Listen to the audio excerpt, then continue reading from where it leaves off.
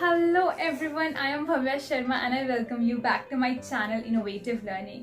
So इस video को जो एंड तक देखेगा उसको पता चलेगा कि जो छोटे छोटे वर्ड्स होते हैं हमारे इंग्लिश में उसकी क्या इंपॉर्टेंस होती है। यस, आज मैं आपको बताऊंगी अबाउट क्वांटिफायर्स। क्वांटिफायर्स क्या होते हैं? ऐसे वर्ड्स जो किसी चीज़ की क्वांटिटी बताते हैं। क्वांटिटी मतलब वो बताते हैं कि वो कितनी है। ओके, सो इनको समझना थोड़ा सा डिफिकल्ट है लेकिन इम्पॉसिबल नहीं है। क्योंकि इसमें ऐसे कुछ वर्ड्स हैं जो आपको कंफ्यूज कर देते हैं। यस, फॉर एग्जाम्पल कहीं हमें फ्यू लगाना है, कभी अ फ्यू लगाना है, कहीं द फ्यू लगाना है, कहीं अ लिटिल, कहीं लिटिल, कहीं द लिटिल, कहीं मैनी, कहीं मोर, कहीं सेवरल।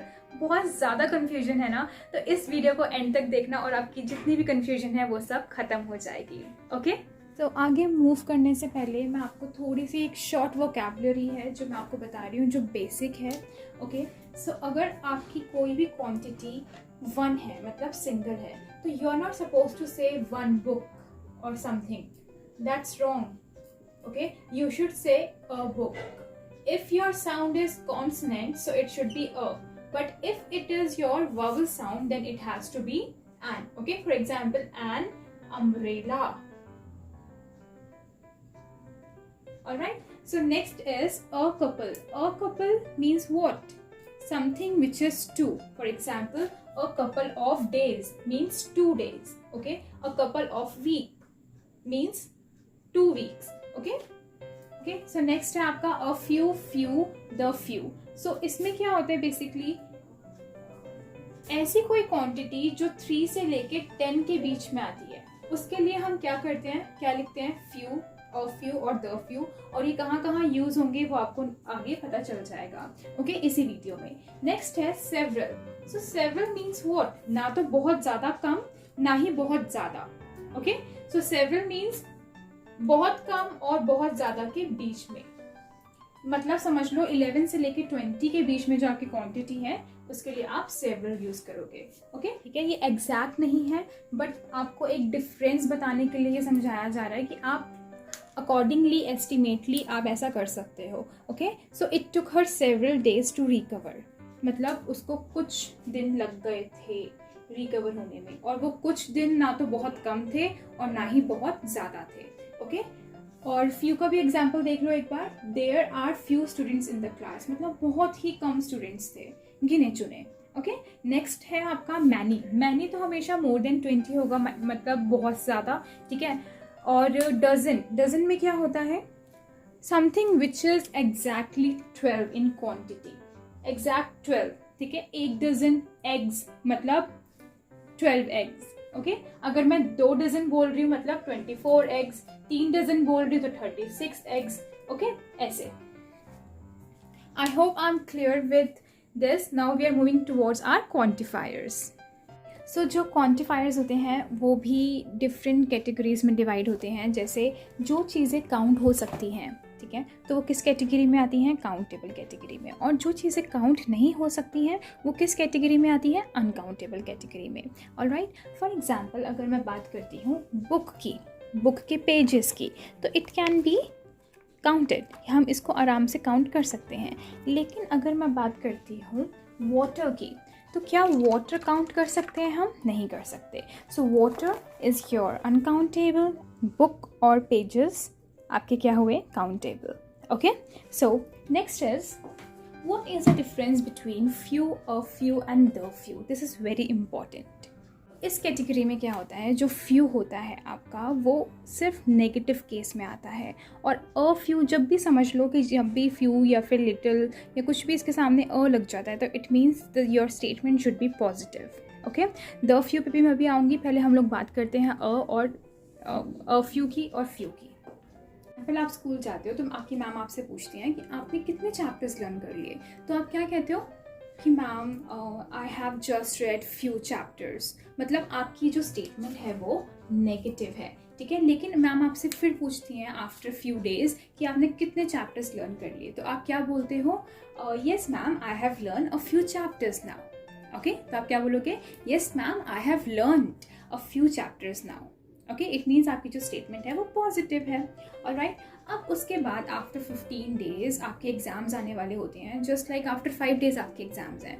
तो फिर आपसे मैम पूछती हैं have you learn the few chapters, जो आपके रेस्ट ऑफ द चैप्टर्स रह गए थे कि आपने वो लर्न कर लिए, ठीक है। तो उस कैटेगरी में जो चीज़ रह जाती है तो वो कहाँ पे आती है, द, और द हमेशा ध्यान रखना किसी पर्टिकुलर चीज़ के लिए आता है।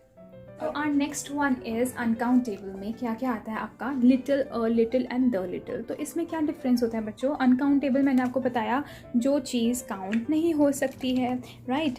एंड सो अगर for example I am thirsty तो मैं क्या बोलूँगी, at least I have a little water in my bottle, कि थैंक यू कुछ तो है। तो ये जो स्टेटमेंट है वो मेरी पॉजिटिव है, ठीक है।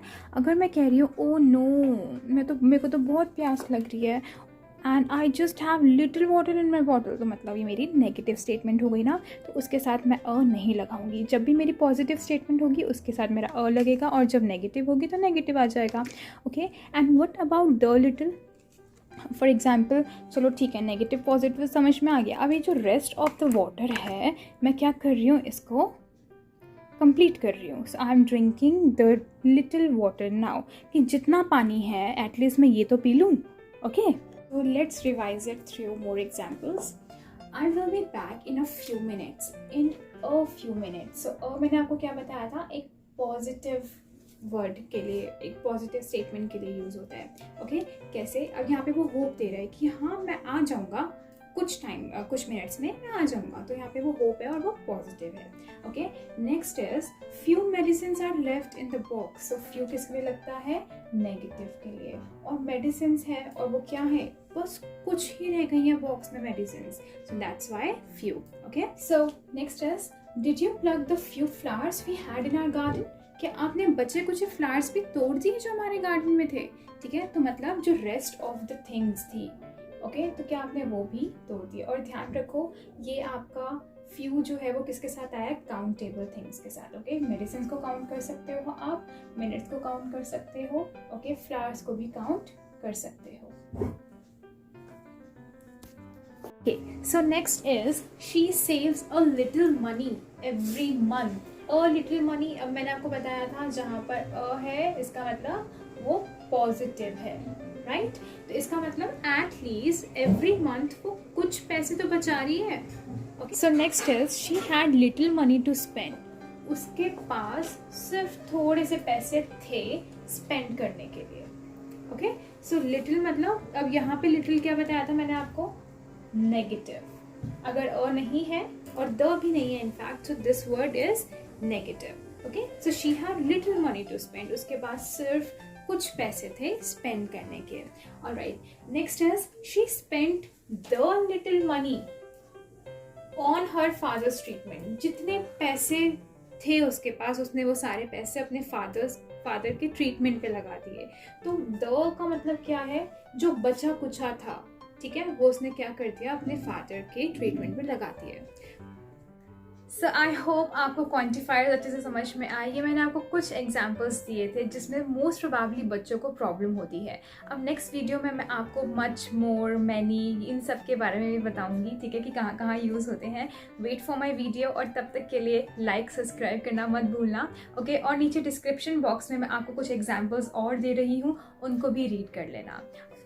Okay everyone, bye bye and take care.